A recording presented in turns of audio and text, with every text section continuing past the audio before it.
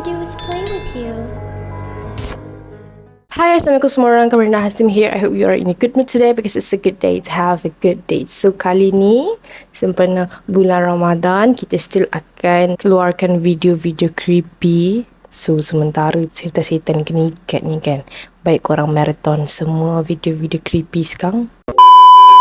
So, hari ni Kama bawakan satu kisah seram daripada salah seorang subscriber Kama yang nak kongsikan beberapa cerita, dan antara cerita yang akan dikongsikan adalah tentang pengalaman seram yang dilalui semasa di sekolah. So, tanpa membuang masa, jom kita baca doa dulu, mohon perlindungan dari Allah dari gangguan-gangguan syaitan. A'udzubillahi minasyaitonirrajim. Bismillahirrahmanirrahim. Rabbi a'udzubika min hamazati syayatin wa a'udzubika rabbi an yahdurun. Wahai Tuhanku, aku berlindung kepadamu daripada bisikan-bisikan syaitan, dan aku berlindung juga kepadamu, wahai Tuhanku, daripada kedatangan mereka kepadaku. Amin ya rabbal alamin. So, pemilik kisah ni menggelarkan namanya Zara, dan cerita pertama yang Zara kongsikan adalah tentang pengalaman dia sewaktu dia berada di sekolah tingkatan 2. Masa tu di sekolah di Kedah tau. So, Zara dan juga kawan-kawan dia join satu perkhemahan sekolah ni dan bertempat di sekolah dia sendiri. So, kebiasaannya camp kepimpinan ni akan ada game lah yang dipanggil jalan malam. Jadi, diorang dikehendaki untuk jalan di koridor sekolah dengan keadaan yang gelap, dan diorang hanya bertemankan lampu suluh untuk diorang suluh tangga-tangga dan juga laluan. So, waktu tu seluruh sekolah gelap gelita dan hanya lampu dewan sahaja, tempat untuk diorang berkumpul, lampunya dibuka. So, masa tu cikgu dia adalah terangkan objektif permainan tu dibuat dan juga rules, peraturan dalam game tersebut. So, game ni sebenarnya dia ke arah keberanian lah sebenarnya, dan task diorang semua ni adalah sampai je diorang dekat checkpoint terakhir, diorang kena ambil getah daripada fesi-fesi dekat situ dan tunjukkan dekat cikgu diorang sampailah ke checkpoint yang terakhir. So, sebenarnya cikgu diorang ni memang bebaskan diorang pergi secara berseorangan, individual. Berdua pun boleh, beramai-ramai pun boleh. Tapi waktu tu Zara rasa macam nak cabar diri dia sikit. Cabar diri dia untuk pilih jalan seorang diri. So, masa nak naik tangga, perasaan takut tu datang tau. Tapi Zara berdoa dalam hati, baca surat Al-Kursi tanpa stop sebab risau apa-apa akan terjadi. Dan setiap fesi diberikan tugasan untuk menakut-nakutkan tahu budak-budak sekolah ni. So, sampai je Zara dekat depan bilik kaunseling, terkantoi dekat situ ada fesi. Zara dah perasan dah fesi dekat situ sebab walkie-talkie dia berbunyi tau. So, dia rega lah, okay, ada orang dekat sini. Zara pun teruskan perjalanan dia ke checkpoint yang terakhir, iaitu dekat tingkat yang paling atas sekali, dan dekat situ ada library dan ada fesi yang menunggu di koridor, tapi hujung koridor. Masa tu Zara sedikit takut sebab ada kawan-kawan dan juga senior-senior dia bagi tahu yang bilik kosong sebelah library tu keras. Ada sejarahnya, ada cerita di sebaliknya.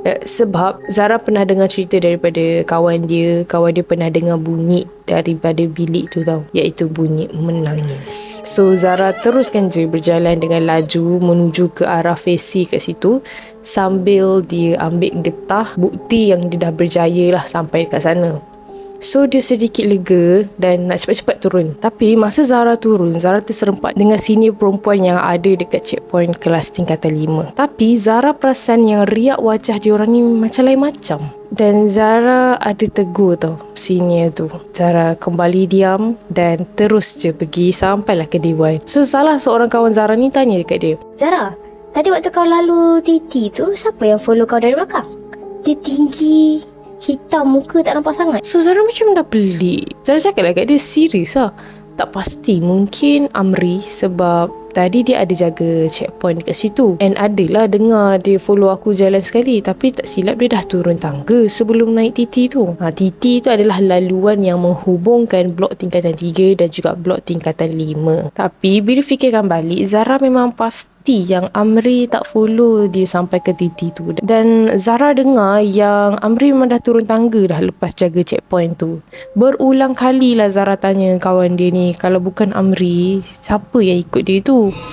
So meremang jugalah time tu sebenarnya. Akhirnya Zara pilih untuk tak fikirkan kejadian tu, just let it go. Habis je jalan malam tu, memang Zara terus masuk ke kemah untuk tidur. Kawan Zara yang satu kemah dengan Zara tu ada buka cerita yang akak Fesi yang Zara terserempak dekat checkpoint kelas tingkatan 5 tu ada nampak sesuatu. Dia cakap dekat Zara, Zara kau tahu tak, yang Kak Ira nampak something dekat tempat diorang jaga. Diorang nampak benda tu lintas lalu depan diorang. Kak Ira kan mudah nampak. Riak wajah diorang waktu cerita kat Zara ni memang nampak ketakutan. Dan ada juga cerita dalam camp kepimpinan tu jugalah. Tapi kali ni camp kepimpinan time diorang dah tingkatan 3 dan salah seorang kawan Zara ni jadi Fesi dekat situ. Masih sama juga ada aktiviti jalan malam, task dan objektif pun sama, rules pun sama. So kawan dia ceritalah ada seorang Fesi tu, dia saja jalan tau nak ambil feel kan. Lepas tu dia terserempak dengan hantu bungkus. Benda tu betul-betul hujung kelas tingkatan 1 tau. Fesi tu dah rasa pelik lah. And rupanya malam tu bukan Fesi tu seorang je yang nampak. Mostly Fesi-Fesi yang ada berhampiran dengan kawasan tersebut semua nampak kain kafan melompat-lompat. Tak silap lebih dari 1 hingga 3 ekor mungkin. Dan diorang ada tanya Cikgu Rahimi dekat situ. Cikgu Rahimi ni memang diorang selalu refer kalau terjadi benda-benda mistik macam ni sebab dia boleh ubatkan orang tau. Rupanya Cikgu Rahimi ada panggil benda tu datang. Aku macam ada ke cikgu macam ni Dia nak panggil pocong tu mungkin sebab malam tu nak takutkan budak-budak.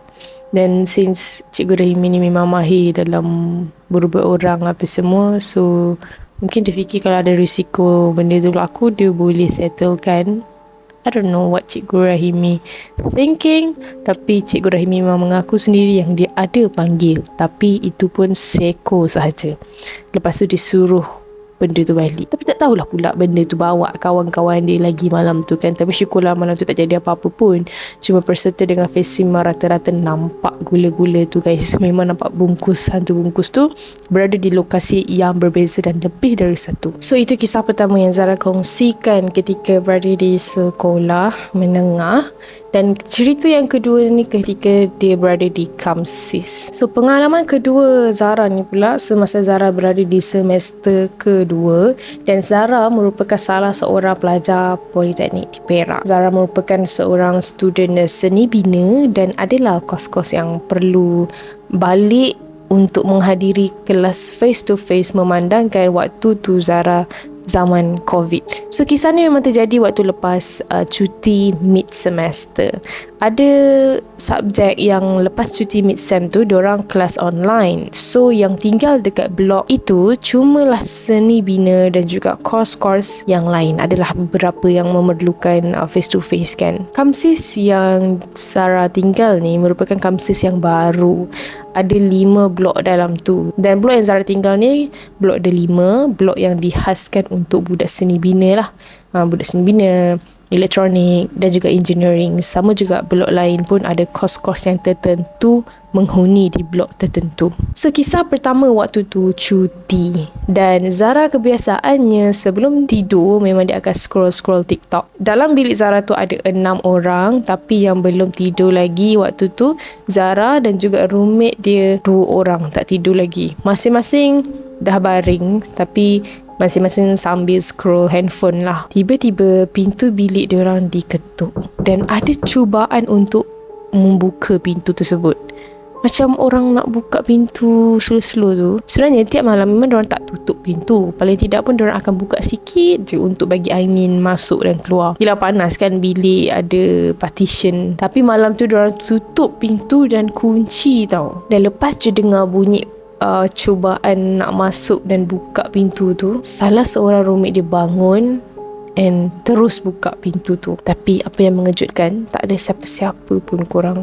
Dia tak takut lagi lah waktu tu, tak rasa apa-apa lagi benda yang pelik. Tapi Zara dah dengar dah yang kawan dia dah start lari anak-anak tau ke katil dia sendiri. Dan Diorang 3 tidur je malam tu. Keesokan harinya, roommate dia yang buka pintu semalam tu buka cerita.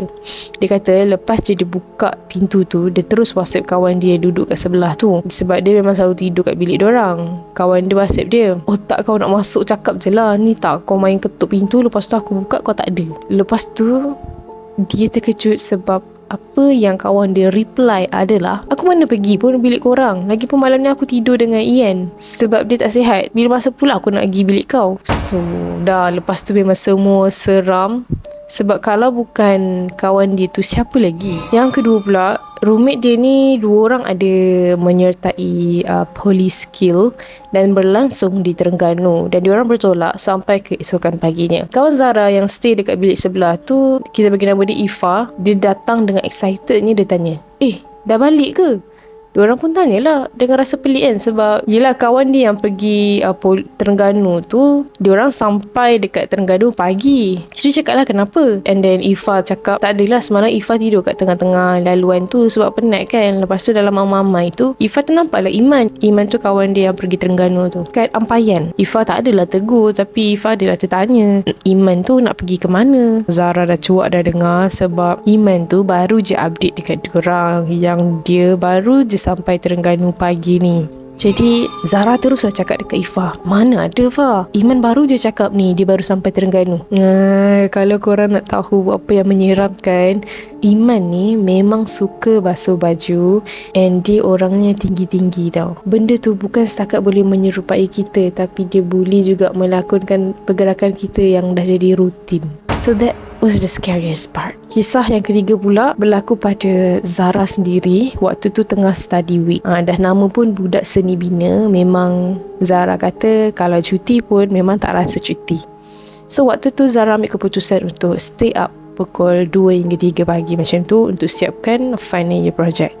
Maklumlah SEM 2 semua kena manual, lukis semua kena manually lah, kena lukis sendiri. So waktu tu pintu bilik dia terbuka sikit tau, sebab dia nak bagi angin masuk. Lepas tu Zara buat je lah kerja macam biasa sambil dengar lagu.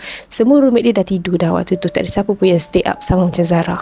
Dalam tak sedar Zara buat kerja tu dah pukul 5 pagi. Lalang telajak tu Zara fikir stay je lah sampai subuh kan, sebab Zara memang dah janji nak ikut kawan dia jogging pagi-pagi tu. Lepas tu tiba-tiba Zara dengar orang buka bilik air. Air dia mencurah-curah tau daripada pipe tersebut. By the way, shower dia orang ni tak ada yang shower jenis air pancut tu tau. So dalam hati Zara dah fikir, awalnya siapa yang mandi pukul 5 pagi ni kan? Zara biarkan je sampailah Zara dengar azan subuh. Zara terus pergi toilet, dan yang peliknya lama tau bunyi air tu, sampai dah subuh pun still berbunyi. Zara terus pergi nak ambil wuduk. Tiba-tiba Zara rasa ada something yang perhatikan dia dekat tangga. Jadi Zara takut nak toleh. Lepas tu Zara bacalah doa-doa apa-apa. Yang diingat, dia toleh je ada 2 ekor kucing yang tengah pandang tepat dekat dia. Cepat-cepatlah Zara pergi ke toilet, tengok pipe sinki tu terbuka dan air memang melimpah-limpah ke bawah.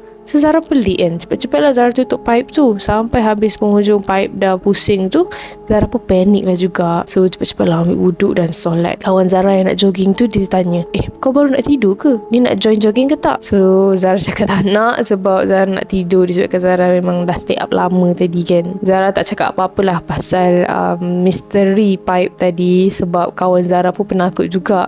Yang kadang-kadang kawan Zara tu memang senang nampak benda-benda ni. So itulah kisahnya guys. Pengalaman daripada sekolah dan juga KAMSIS. Hari tu kita dengar student arts, hari ni kita dengar student seni bina pula ya. So kamu rasa tu saja video untuk hari ni. And selamat berbuka puasa juga untuk muslimin dan muslimat. Lepas solat tarawih tu jangan sambung makan je. Kita misi nak kurus guys. Raya kali ni kena kurus, baru boleh makan banyak-banyak raya nanti.